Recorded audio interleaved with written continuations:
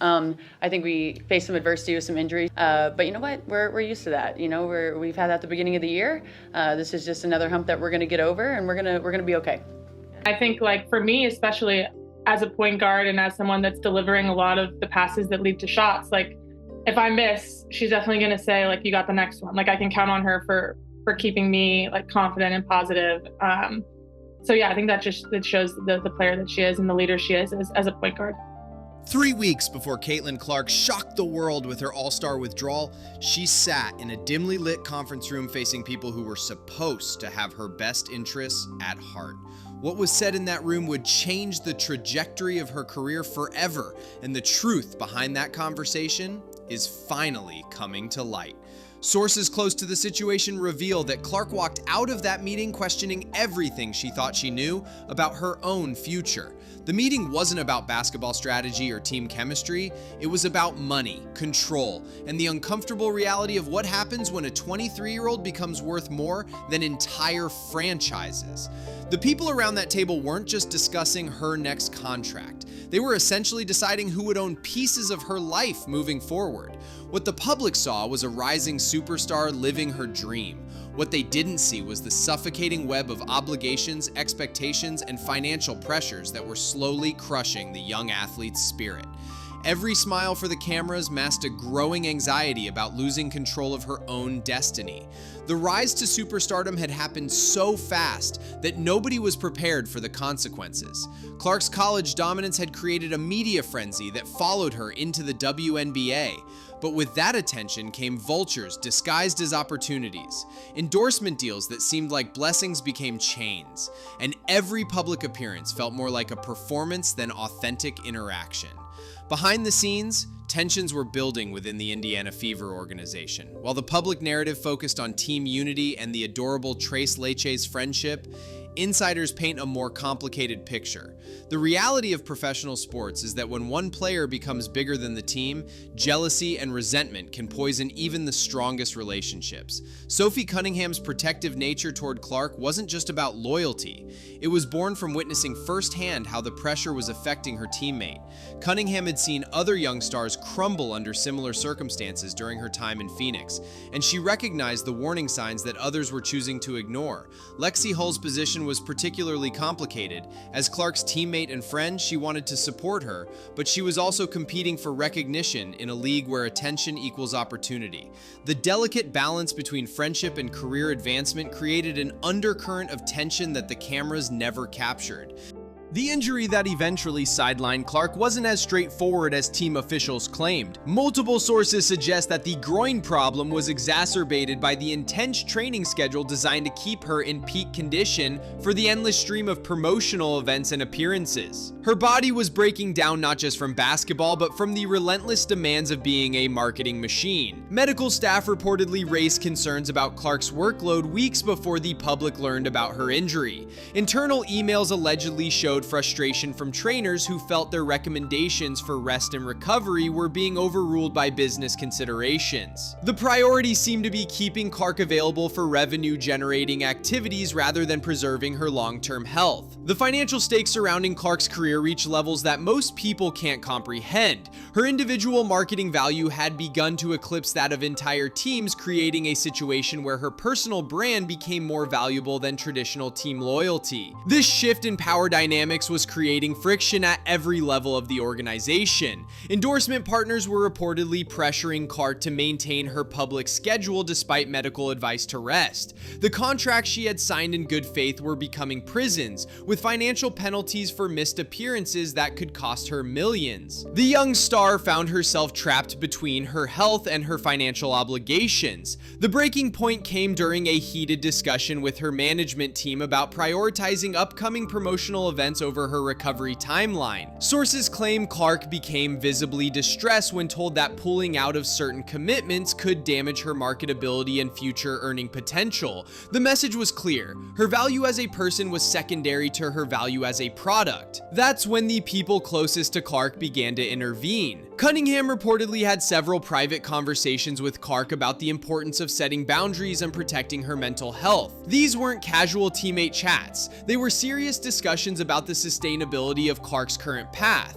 Hull's role in this intervention was quieter but equally important. Having dealt with her own struggles balancing personal life and professional obligations, she provided Clark with a different perspective on success and fulfillment. Her recent loss of her longtime companion dog Maggie had reminded her about what truly matters in life beyond basketball and fame. The decision to withdraw from All-Star Weekend wasn't just about the injury. It was Clark's first real attempt to reclaim control over her own career. The public statement about disappointment and health concerns barely scratched the surface of the internal battle she was fighting against the machine that had been built around her success. League officials were reportedly not pleased with Clark's decision.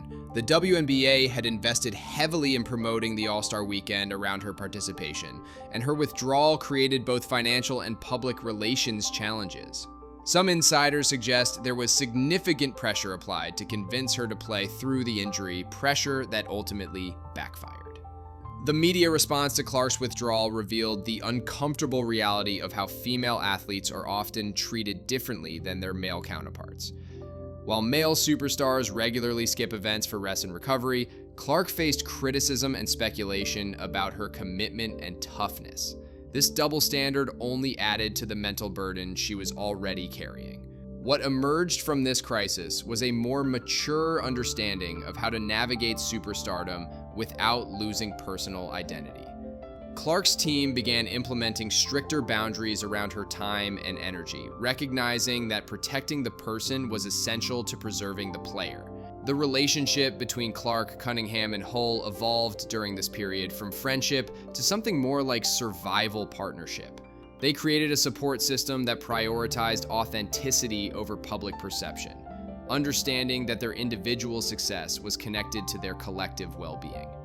Industry observers noted that Clark's situation highlighted broader issues within women's professional sports about player exploitation and the balance between growth and sustainability. Her experience became a cautionary tale about the hidden costs of rapid success in an evolving marketplace. The Indianapolis community's response to Clark's situation revealed the genuine connection she had built with fans who saw her as more than just an athlete. Their support during her recovery period provided a foundation of authentic relationship that contrasted sharply with the transactional nature of many of her professional obligations. Clark's approach to her recovery became a statement about priorities and self-advocacy. By choosing long-term health over short-term appearances, she set a message about the importance of athlete autonomy in an industry often dominated by external interests and pressures. The lessons learned from this experience began influencing how other young WNBA players approached their own careers. Clark's willingness to set boundaries and prioritize her well-being created a template for others facing similar pressures in an increasingly commercialized sports environment.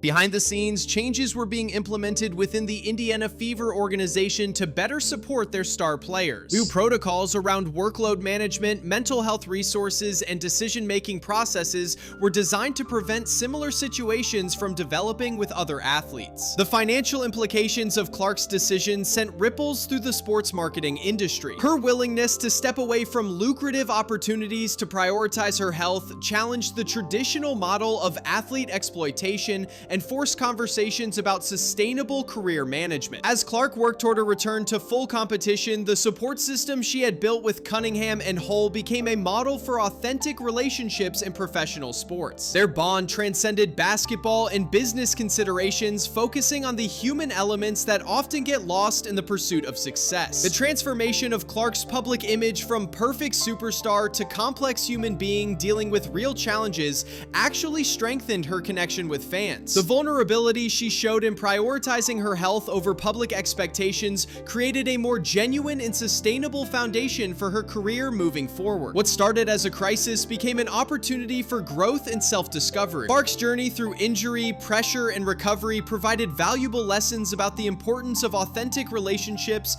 personal boundaries, and the courage to make difficult decisions in the face of external pressure. The ultimate test of this new approach would be Clark's eventual return to competition. Would the lessons learned during her time away translate into a more sustainable and fulfilling career? The answer would depend on her ability to maintain the boundaries she had fought so hard to establish while still delivering the excellence that made her special. The story of Caitlin Clark's secret struggles and eventual empowerment serves as both a warning and an inspiration. It reveals the hidden costs of modern sports stardom while demonstrating the power of authentic relationships and personal advocacy in overcoming seemingly impossible circumstances. As the sports world continues to evolve, Clark's experience provides a roadmap for other young athletes facing similar pressures. The willingness to prioritize her humanity over her marketability may prove to be her most important contribution to the game she loves.